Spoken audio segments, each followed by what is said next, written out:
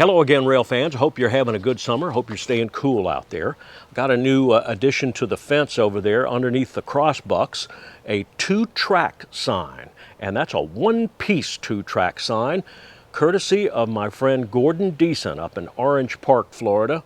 Really happy to add that one to the fence. I think it sets off that crossbuck warning perfectly. Now in this video, we take a trip with a friend of mine, railroader Paul Newtson out of Jacksonville, Florida. We're going to shoot up the east central side of Georgia to check out a short line that serves an unusual mineral industry. Now along the way, we'll scope out the old Central of Georgia main line, a railroad that was a huge part of the development of the state of Georgia in the 20th century. We'll also visit Savannah to see that gigantic container port, and we'll try to find a little lunch along the way in that Atlantic coast port town. So let's stop talking about it. We got a clear signal out of Jacksonville, so let's go. My friend Paul Newtson graciously put me up the night before so we could be within early striking distance of our objective. Just about 4 hours ahead was Sandersville, Georgia, and the Sandersville Railroad. That's what I wanted to see. The plan is to drive straight up to Sandersville to see what we could, then drift back eastward along the old Central of Georgia main line to Savannah, catching whatever trains we got along the way. The old C of G is now the Norfolk Southern Savannah to Macon line. Up I-95 and then over some Georgia back roads, we pulled into Tennille, Georgia at 0945. We were still getting out of the truck when a headlight appeared from the west. It was an eastbound intermodal headed for Savannah.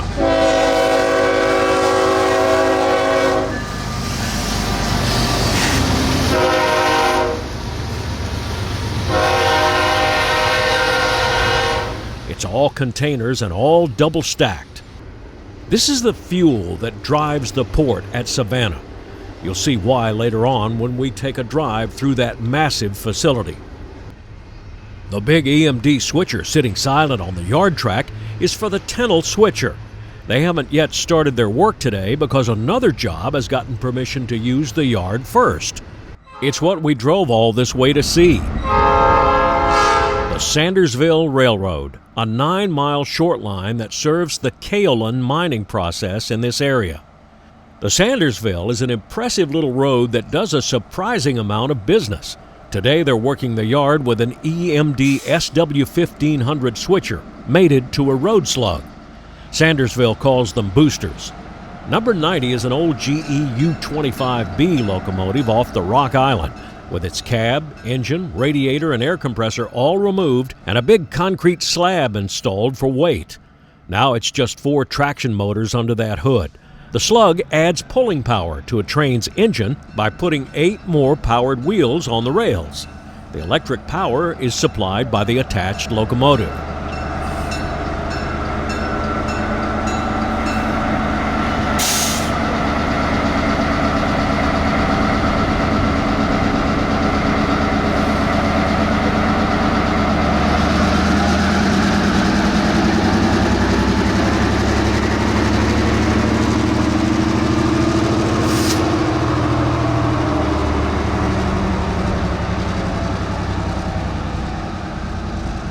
The train crew is switching cars that carry kaolin, a remarkable mineral used in paper coatings, paints, ceramics, wastewater treatment, cosmetics, toothpastes, and medicines. Kaolin was originally the KO in kaopectate. They've since changed the active ingredient in that. And more kaolin is pulled out of the ground in this section of Georgia than just about any other single place on Earth. It's moved in the form of a clay slurry in tank cars, or in a dried powder in covered hoppers.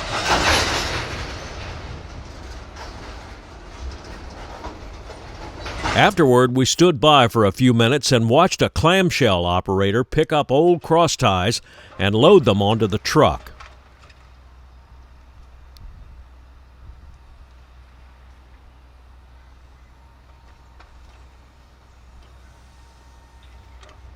Then we went up to Sandersville, just a couple of miles to the north, to find a stretch of street running that Paul knew about.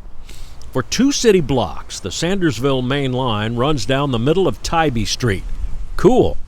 So we went off in search of the train, hoping he might be coming back this way. And he was. We saw him, got turned around, wanted to catch him on the street running, but we got caught by a long traffic signal on a busy street, so by the time we beat it back to this spot, this is all we got of Sandersville street running. Oh well.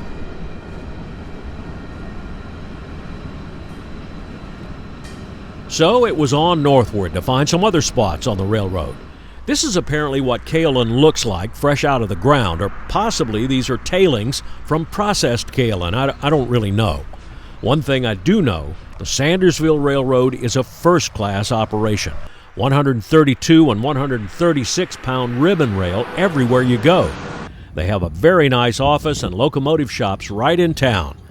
I'd love to spend a day or two just chasing this railroad, maybe in the fall. We drove down to a shopping center in town to stop and plan our next move. There's not much doubt as to the primary industry in Sandersville.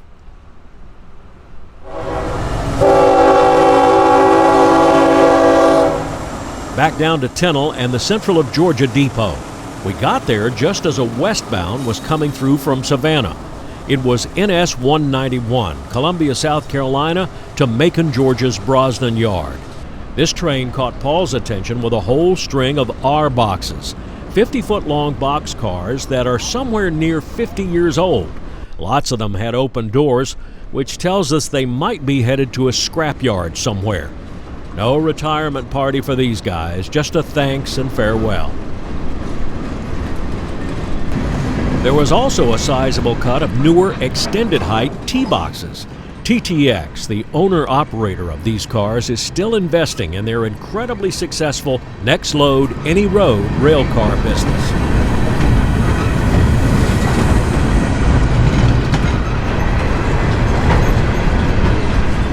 Especially impressive to me were those timber cars carrying saw logs. We just don't see forestry materials of this size where I come from. We'd heard that NS 191 was set to meet 2 trains ahead, but we didn't yet know where. So even though we were planning on going eastward out of Tennell, we hit the road headed west. As we drove westward on the parallel highway, there was radio chatter about a hot box. Naturally, I did not have my recorder rolling yet, so I don't have that chatter. I can tell you that since the East Palestine, Ohio wreck from February 2023, any hot wheel or axle report on the Norfolk Southern is a no doubt about it emergency. We stopped in a tiny town called Toomsboro to see if we could see or hear anything. All we found was a hand-operated spring switch and a siding. This wasn't what we were looking for. More driving. Now we're hearing talk of McIntyre, a town and siding 26 miles west of Tennell. The conductor on the 191 is telling the dispatcher and the other train he can help them find the hot box at McIntyre. 367 at 4 o'clock, 400 p.m. KMF. We made it to McIntyre around 1550, another processing plant. This one was run by BASF, a huge German chemical company. Their Georgia operations are big into kaolin production.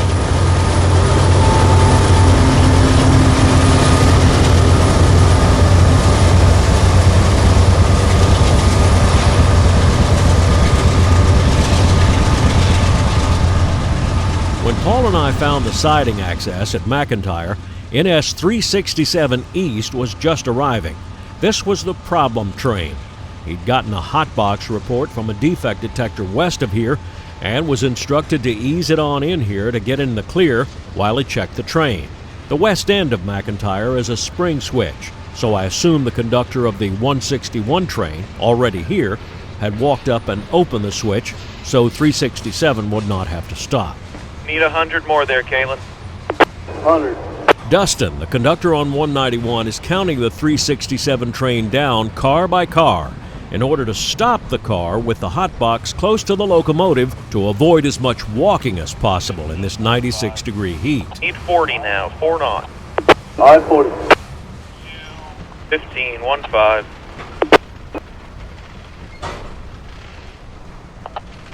And that'll do. Stopping. Dustin got him stopped and begins his check. I got the brakes drawn down too. All right, sounds good. I got to cross over right quick. Thanks. Got 3 steps. The defect detector, when it made the report, told the axle number counting from the head end. Plus, it told which side of the train it was on. Dustin is climbing between the cars now to reach the engineer's side. That's the right side of the train as you look forward to the head end. The conductor's side is on the left. On the railroad, the squeaky wheel causes the grief. So now the NS Wayside Help Desk is on the radio with Dustin. Did you get any bearing readings with your with your IR gun over? The hottest I found was 136 degrees. All right. Do you mind performing a small robot, not exceeding 10 miles an hour? Just moving the car about 2 car lengths to see if you hear any audible or grinding noises or see any bearing failure or deterioration over. Since Dustin did not find anything red hot or smoking, it's eventually decided to let 367 continue eastward at reduced speed, closely monitoring all defect detectors as they pass them. Paul and I decided to start moving eastward now, as the afternoon shadows were getting longer. We pulled down to the end of the siding as 191 was meeting another eastbounder, NS 192. Box number 2, over. All right, we got that 911.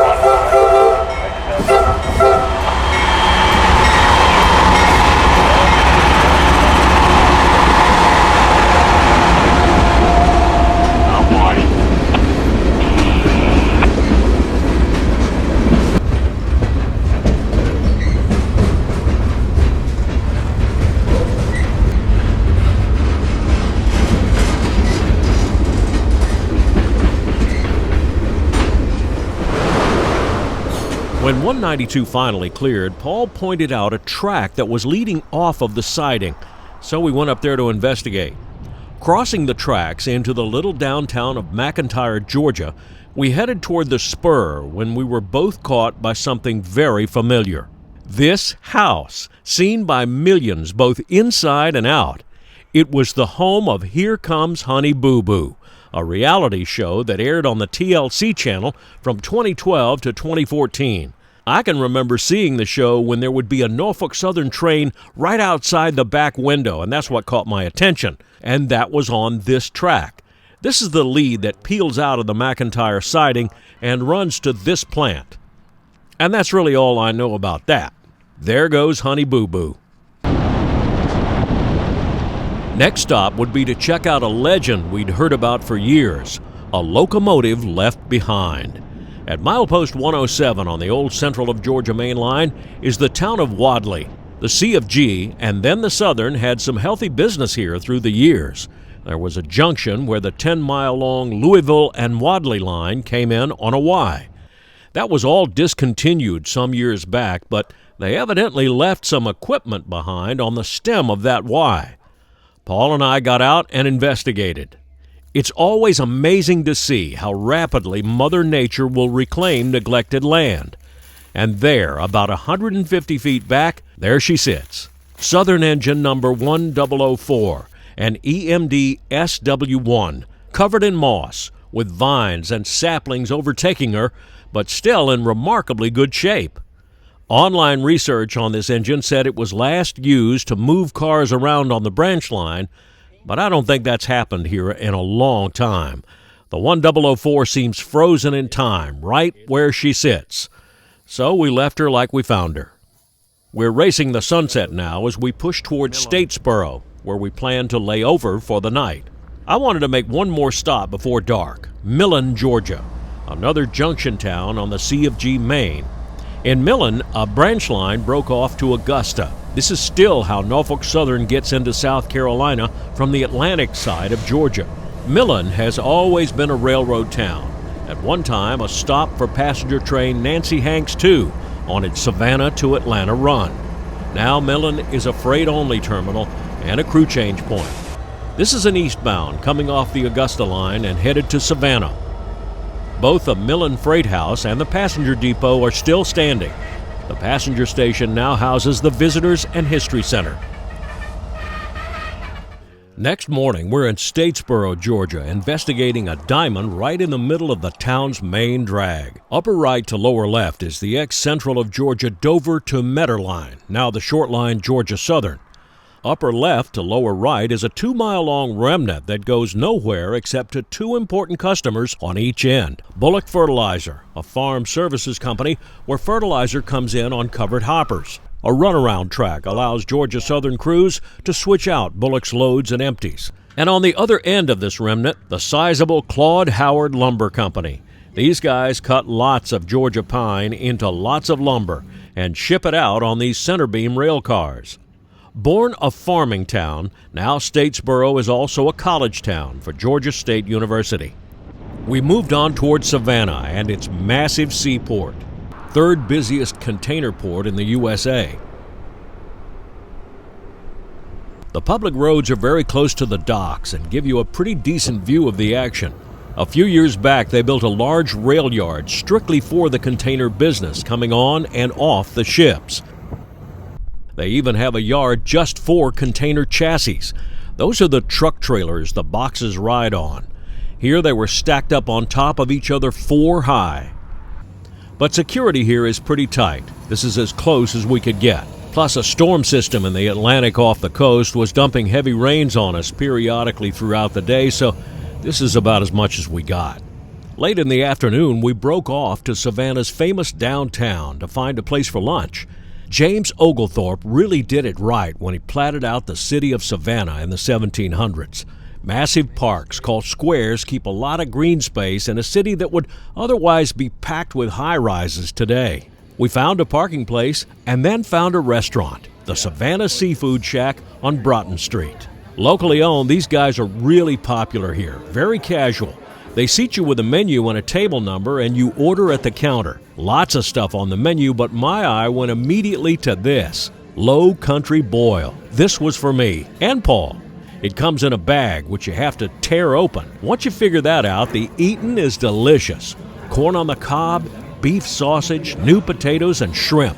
I got mine still in the shell. They have their own crab boil seasoning that is delicious. With a drink, it's around $22 out the door. If you're ever in Savannah downtown, carve out some time to visit the Savannah Seafood Shack.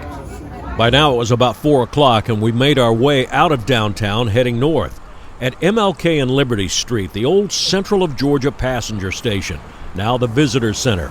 The place has been restored in first-class style. This trip has lit my fuse for the Central of Georgia Railroad. I'm definitely coming back to Georgia soon and doing more on this amazing railroad. On our way back out to the main line still operating, we passed the Georgia Central Yard tracks. This is now a Genesee and Wyoming operation and does short line work in the Savannah area. But it had something you almost never see anymore. Refurbished, repainted, and operating GE-8 32B locomotives. If you're a fan of 1990s era GEs, this is a worthwhile stop if you're in Savannah. From there, we landed at Central of Georgia Crossing. This is where the SAL crossed the Central's main line into that passenger station where we just were. Now it's Norfolk Southern's route into the city's industrial area. The SCL side is the old Seaboard East Carolina Main. Unlike nearby just plain Central Junction, this crossing has been left just as it was for decades. USNS TR2 color lights guard the Seaboard side, USNS dwarf signals guarding the C of G sides. The only exceptions were the diamonds themselves, flange-bearing diamonds for both sides on both crossings. So apparently everybody crossing here gets a quiet ride over the diamond, albeit at 10 miles an hour. On the signal bungalow, I found this antiquity, timer controls to cross a signaled interlocker. 3 knobs, one for each track. One for the C of G East track, one for the West track, and another for the SCL single track. According to an ex-dispatcher I know, the timers, when unlocked and activated by a trainman, would send a request to the signal circuit for permission to cross. If no train was in the interlocking circuit on the opposing line for those 3 minutes, then he would get a signal to cross. If there was an opposing move in the circuit, the requesting train would get nothing and have to wait until the opposing train crossed and cleared, and then he would have to restart the timer and wait another 3 minutes. It was a simple system, but it worked, and still does. It had been a rainy Saturday, and we'd seen no trains until almost sunset when we moved up a quarter mile to Central Junction. This is where the main lines of the Atlantic Coastline, the Seaboard Airline, and the Central of Georgia all cross at grade. There was a manned tower here controlling it all because it was so busy back then. We were just down here to get a look at this layout when here came an NS job making a backing move into their Dillard yard. It was just a single tank car, but at least we'd seen something moving today.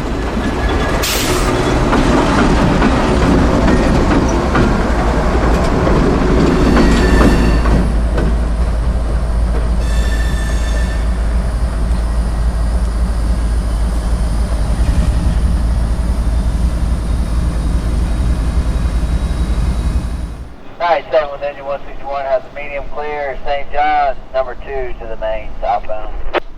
The next morning I was up and early, thanked the Newtson family for their hospitality, and headed south. I wasn't too far from a favorite old Jacksonville spot, McGirt's Creek. Alright, 7 engine 161 has a clear, McGirt, main track, south.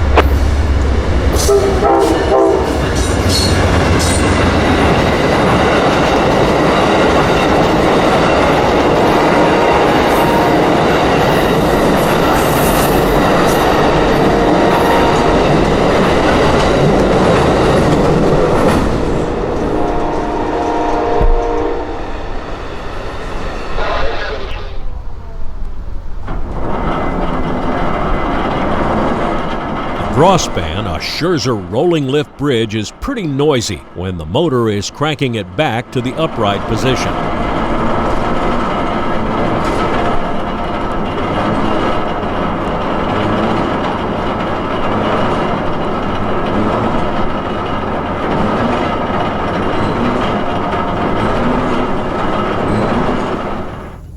One of the nice things about where I live is I can usually find a train to chase all the way home. I was coming through Keystone Heights toward Hawthorne when I heard him at Orange Heights.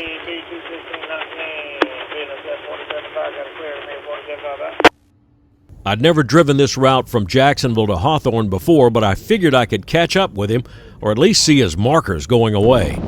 This XTB 21619 BNSF 4075. Approach limited distance signal lock loose 4075 up.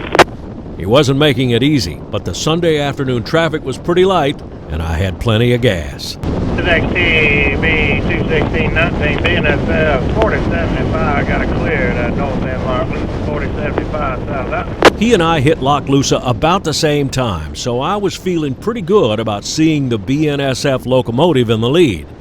Every North and Central Florida rail fan knows this run, the bridge that flies over the main line at Locomotives and puts you on the west side of the track. The yearling restaurant billboard. Now the intersection at Island Grove is coming up. XTB 21619 BNSF 4075. Clear south end lock loose 4075 up. A left turn and down southeast 219th Avenue. And on the brakes just as the crossing signals activate.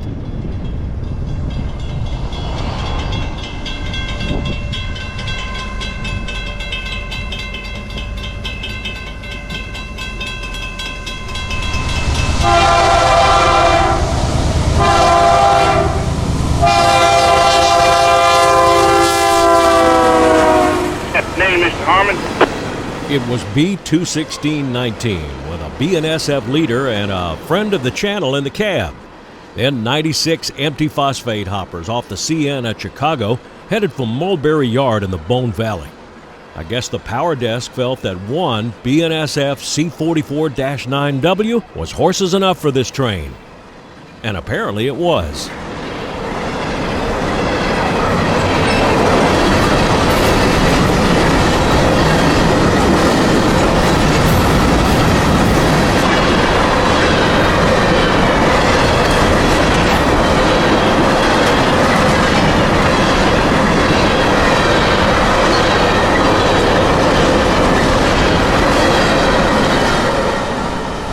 This video started out as a detailed look at the old Savannah to Macon, central of Georgia main line. But as these trips sometimes do, it started to take on a life of its own when I added that Sandersville short line excursion. And with every stop we made, it got more and more so.